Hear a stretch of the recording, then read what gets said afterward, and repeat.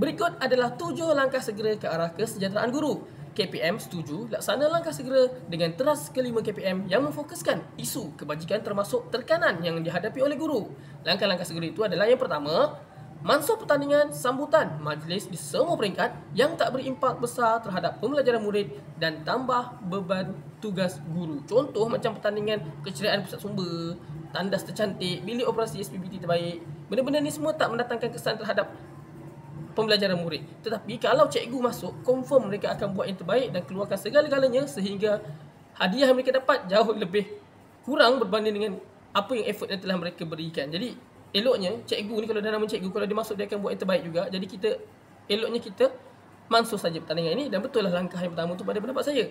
Yang kedua, kurangkan kekerapan semakkan elemen pengurusan sekolah SKPM yang libatkan guru kepada setahun sekali sahaja. Okay, yang ketiga, tetapkan waktu kunci masuk rekod kehadiran murid lebih fleksibel kepada guru bagi mengelakkan kesesakan dalam sistem. Ini betul-betul penting, kerana kalau guru-guru pagi-pagi dah nak kena buat kan, nanti kalau ibu bapa kadang-kadang anak dia pagi tu baru sakit dan lepas tu baru dihantar ke klinik, kemudian baru teringat sebab dia nak uruskan anak dia dulu, lepas tu baru teringat ya Allah tak bagi tahu dalam grup kelas lagi, barulah kita akan letakkan dalam grup kelas dan guru telah terlambat untuk isi. Jadi untuk 12.5 hari bagi sesi pagi dan 5 petang untuk sesi petang itu adalah memadai. Jadi jangan tak buat cikgu.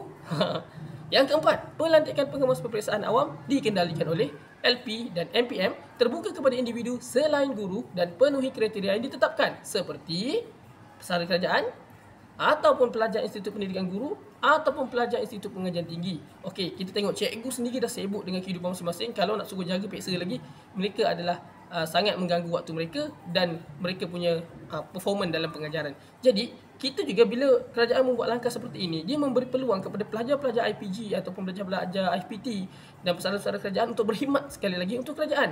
Dan benda ini akan menambah, mungkin dari segi student mereka akan menambah pendapatan mereka. Ini adalah sesuatu yang baik kerana mereka memang memerlukan sesuatu seperti itu untuk dijadikan sebagai pengalaman dan mungkin boleh menambah pendapatan kerana mereka budak-budak lagi.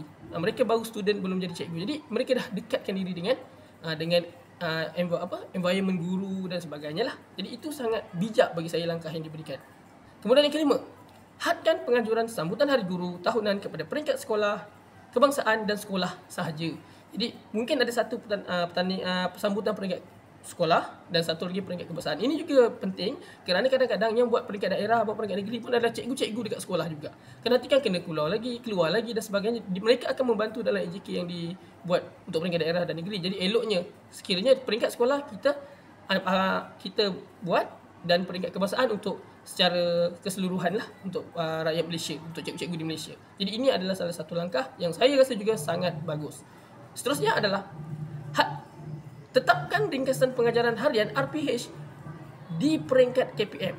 Jadi bagi memastikan kembali memenuhi keperluan surat perkeliling ikhtisas KPM bilangan 3/1999, merangkumi elemen objektif, pengajaran dan refleksi saja. Ya, memang cikgu di sekolah ataupun pentadbir sekolah kadang-kadang mereka bagi kita banyak, mereka bagi kita banyak cara, mereka akan bagi kita banyak kaedah dan macam-macam kena letak dalam tu lah. Dan hal ini secara tidak langsung akan membebankan guru. Tapi saya percaya semua pentadbir sekolah telah pun melakukan perbincangan antara guru mereka untuk menambah elemen-elemen yang patut diletakkan dalam RPH supaya untuk memudahkan mereka bersama-sama lah.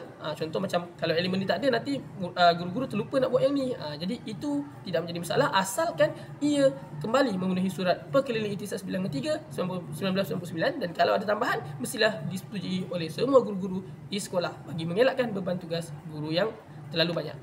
Seterusnya adalah yang ketujuh, kukuhkan autonomi guru dalam perancangan dan pelaksanaan pengajaran dan pembelajaran PD serta pentaksiran bilik darjah PBD dengan jadikan DSKP sebagai rujukan. Jadi guru ni perlu diberikan autonomi untuk melaksanakan pengajaran mereka mengikut DSKP kerana mereka kreatif. Kalau tak, mereka bukan guru. Jadi kita bagi mereka autonomi untuk rancang dan melaksanakan pengajaran mereka. Yang penting menurut PBD dan DSKP sebagai kitab utama mereka lah, agar tidak terlalu keluar daripada skop pengajaran tersebut. Jadi itulah 7 langkah segera ke arah kesejahteraan guru. Anda bagaimana? Setuju atau tidak? Jadi anda boleh tinggalkan komen di ruang komen di bawah. Terima kasih. Assalamualaikum warahmatullahi wabarakatuh dan selamat sejahtera.